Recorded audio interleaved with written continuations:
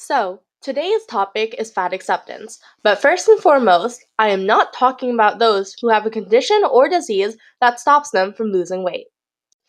Also, I'm not trying to say you shouldn't love your body. I think that everybody should love their body, but not just for the size, whether it's big or small. They should love it for being healthy, for being able what it can do from day to day.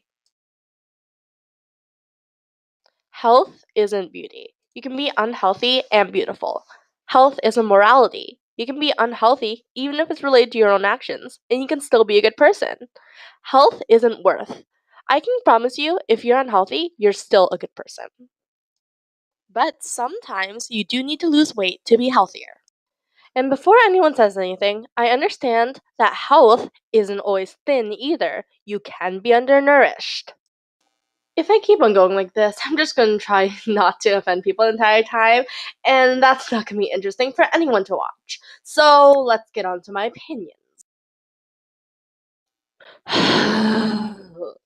With this post, I have one particular problem. The part where it says no diets work. And I do think that there are things that in your diet that can work.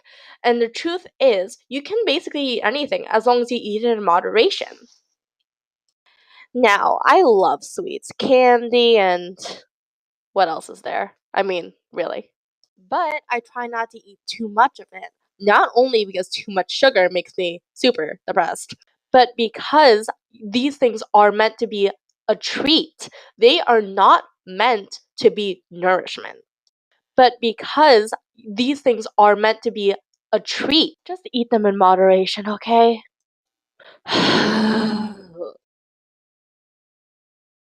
So this one uses the term thin privilege. Being somebody that's quite petite, I will take some offense to this. So I'm not gonna lie and say that I'm not biased or anything, because I definitely am. But they say things like finding clothing in your size and not having to buy two airplane seats.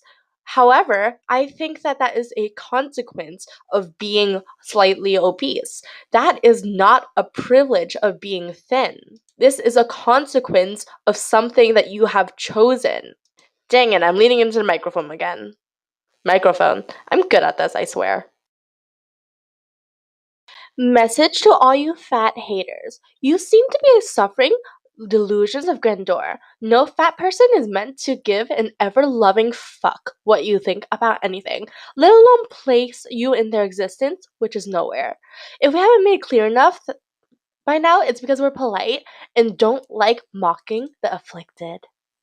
The worst part about this, where all this is causing is hate towards each other, whether for health or for mental health, it is causing hatred, not towards ourselves only, but also towards each other. And isn't that worse?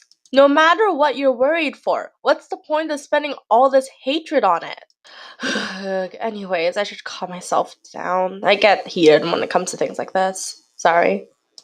I sound like I'm talking to someone. I'm guessing my cat is thinking I'm crazy because I'm literally talking to a computer. And I'm just going to end proving my point, honestly. Anti-FA people are deranged. So I got curious with the whole Reddit closing of the fat person hate. I gather more like fat woman hate. And did some searching here on Tumblr. They seem to have, out of spite, temporarily taking over Tumblr tags like Hayes, Fat Acceptance, and Fat Acceptance. Holy shit, it was disturbing. These people literally have no life. Either their blogs were full of thinly veiled self-loathing for being sexually attracted to fat chicks, or full of self-loathing for being previous fat people. On these blogs, every single post was either vilifying fat people, vilifying the Hayes movement, or weird and disturbing porn shots of food, except for one blog that posts about sunscreen. Okay, the title of this one is the worst part because that is a horrible thing to say.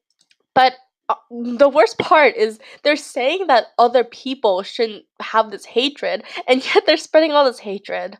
Ugh. Anyways, I'm Ari. Subscribe and comment to show your appreciation, please, if there is any. Bye!